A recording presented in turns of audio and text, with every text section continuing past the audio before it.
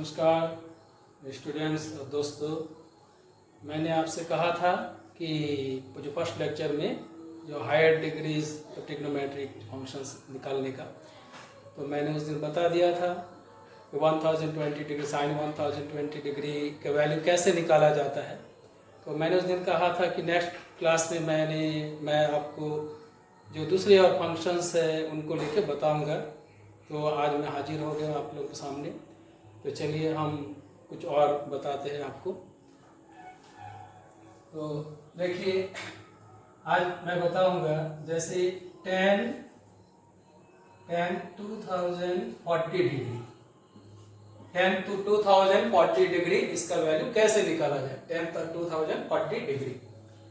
तो उस दिन मैं इसका रूल्स बता दिया था, तो आज डायरेक्ट चालू करता हूँ। tan 2040 डिग्री कैसे निकाला जाए। तो सबसे पहले आप क्या करेंगे, 2000 जो 40 डिग्री है इसको 90 से डिवाइड करेंगे। तो डिवाइड करेंगे, देखिएगा कितना आता है।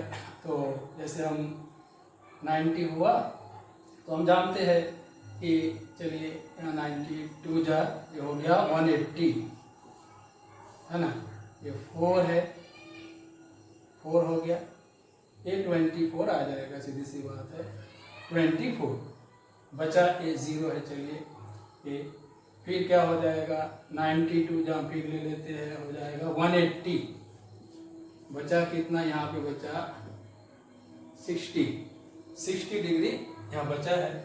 तो उस दिन मैं इसका बता दिया, यानी कि 2040 डिग्री जो है 2040 डिग्री आप लिख सकते हैं इसको 22 इंटू 90 है ना, 22 इंटू 90 प्लस 60, ये 60 हो गया। तो यानी कि हो जाएगा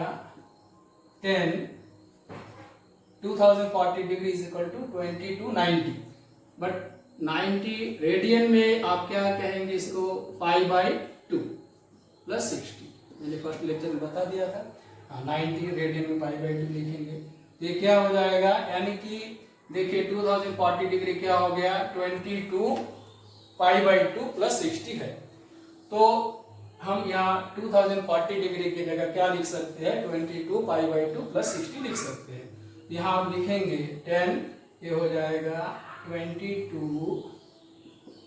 π/2 प्लस 60 डिग्री। तो फॉर्मूला उस दिन मैंने बताया कि tan n π/2 प्लस थीटा है। अगर ये n क्या होता है, इवन है, सम संख्या है, तो क्या हो जाएगा, ये फंक्शन ज्यों का त्यों रहता है, चेंज नहीं होता, चेंज या नो चेंज मैंने बताया था। तो ये क्या हो जाएगा, सम संख्या है, इवन है, तो ये हो जाएगा आपका tan 60 का 60 ही रहेगा, 10 तो रहेगा, tan 60 डिग्री। अगर यहाँ ऑड होता, मान के चलिए 21 होता, 23 होता, तो आप क्या करते हैं, यहाँ ये हो जाता है cot 60 हो जाता है। किंतु ऐसा नहीं है, ये क्या 22 है, यानी कि इवन नंबर है, सम संख्या है, तो सम संख्या होने से क्या हो जाएगा, no change, function no change होता है, तो tan 60 डिग्री ही रहेगा। तो tan 60 डिग्री मालूम है क्या होता है ना, तो tan 60 डिग्री हमको मालूम है कि √3 होता है। तो अभी ये √3 तो आया, बट ये पॉजिटिव होगा कि नेगेटिव होगा ये फैसला करना है। तो उस दिन मैंने बताया कि ये 4 क्वाड्रेंट बताया था, तो यहाँ 0 है, यहाँ π/2 कंप्लीट होता है, 1 π/2, 2 π/2, 3 π/2 यहाँ कंप्लीट होता है, ये 4 π/2 कंप्लीट होता है।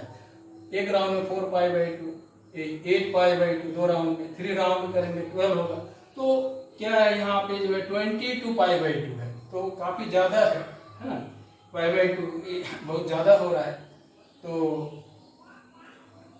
एक क्या हो गया, एक राउंड में 4 π/2 है, तो 5 राउंड में क्या हो जाएगा 20 π/2 हो जाएगा।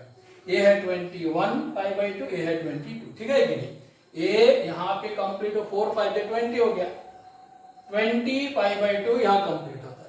उसके बाद ये 21 π/2, ये 22 π/2 प्लस, मतलब यहाँ पे आ रहा है थर्ड क्वाड्रेंट में आ रहा है, ये थर्ड क्वाड्रेंट में आ रहा है आपका 10 22 π/2 प्लस 16 थर्ड क्वाड्रेंट में आ रहा है।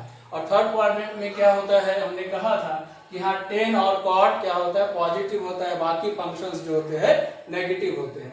तो यहाँ पे हमारा फंक्शन क्या है, tan है, तो tan कहाँ पे आ रहा है, थर्ड क्वाड्रेंट में आ रहा है, ये पॉजिटिव भी होगा, तो ये हो गया हमारा √3 डिग्री। बस इतना ही है, tan 2040 डिग्री का जो वैल्यू है ये हमारा क्या हो जाएगा, √3 हो जाएगा। तो इस प्रकार से और भी कोई दूसरा फंक्शन आप देख सकते हो, और एक फंक्शन बता देता हूं मैं यहाँ।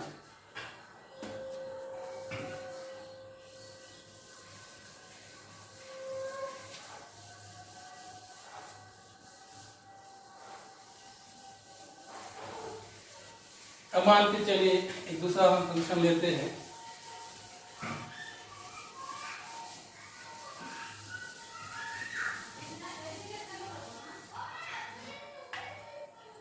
cos, कुछ भी आप ले सकते हैं, 1305 डिग्री, ये हमने ले लिया। तो क्या करेंगे, cos 1305 डिग्री, तो 1305 है, तो इसको डिवाइड करना है 90 से, 90 × 90 हो गया,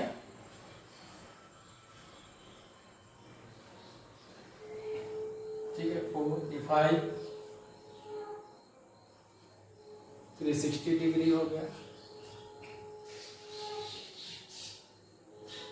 तो ये बचा कितना, 45 बचा है।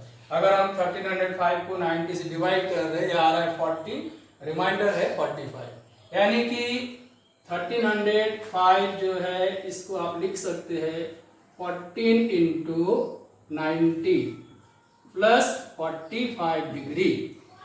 तो 90 को क्या लिखेंगे, π/2, ये हो गया 45 डिग्री।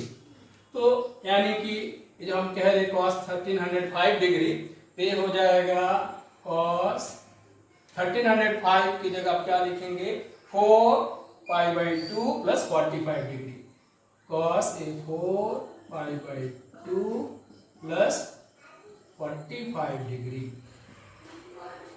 14 π/2 प्लस 45 डिग्री, 45 इतना हो रहा है। तो ये क्या हुआ, फिर से देखिए कि ये 14 क्या है, इवन नंबर है, तो इवन होने से मैंने कहा नो चेंज। अगर यहाँ 15 होता तो क्या हो जाता है, ये कॉस का साइन हो जाता, बट यहाँ क्या है 14, फिर से इवन नंबर आ रहा, सम संख्या है, तो ये चेंज नहीं होगा। हाँ, ये क्या हो जाएगा आपका, कॉस है तो कॉस का कॉस ही रहेगा। तो यहाँ क्या लिखेंगे आप, cos 45 डिग्री हो जाएगा, cos 45 degree, no change, function जैसा है वो ऐसे ही रहेगा। और ये तो नहीं होता है, थीटा लिखा जाता है ना, हम जानते हैं cos nπ/2 प्लस या माइनस थीटा है, और अगर n इवन संख्या है तो हमारा नो चेंज होता है, तो cos थीटा रहेगा इसका, cos nπ/2 plus minus theta, cos theta if n is even number. तो ये cos 45 डिग्री हुआ, और cos 45 डिग्री का वैल्यू क्या होता है, 1/√2, cos 45 डिग्री का वैल्यू होता है 1/√2। अब ये या तो प्लस हो गया माइनस, तो फिर से यहाँ फैसला करेंगे, तो ये 1π/2, 2, 3, 4, तो 4π/2, 4 to the 8π/2, 3 बार करें 3 टाइम्स तो 12π/2, यहाँ 12π/2 कंप्लीट हो रहा है, तो 12π/2, ये 13π/2, ये हो गया 14π/2, तो 14π/2 प्लस यहाँ पे आ रहा है, तो यहाँ पे क्या हो रहा है, यहाँ आ रहा है cos, इस जगह पे आ रहा है, ठीक है।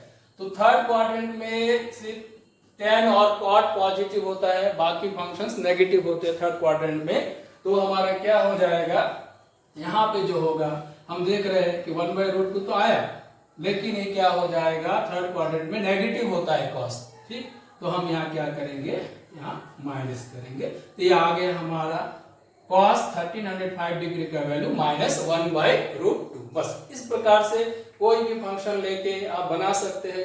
हाँ, कोई कितना भी हायर डिग्री हो उसको 90 से डिवाइड करना है और देखना है, फॉर्मूला देखना है। जैसे मैंने कहा कि sin nπ/2 plus minus theta है, तो क्या होगा, साइन का कॉस हो जाएगा अगर n क्या हो, हमारा ऑड हो, विषम संख्या हो, और अगर हमारा n इवन है, सम संख्या है, तो फंक्शन नो चेंज, साइन का साइन ही रहेगा, कॉस है तो कॉस ही रहेगा, टेन है तो टेन ही रहेगा, कॉट है तो कॉट ही रहेगा अगर इवन है तो। किंतु जहां भी हमारा क्या होता है, विषम आ जाता है, ऑड हो जाता है n, तो हमारे n का क्या हो जाएगा, मतलब साइन का कॉस हो जाएगा, कॉस का साइन, टेन का कॉट, कॉट का टेन, सेक का कोसेक, कोसेक का सेक, इस प्रकार से होता है। अब आप इस प्रकार से और भी अलग अलग लेके आप बना सकते हैं, ठीक है, तो आज इतना ही। ठीक, गुड इवनिंग, नमस्कार।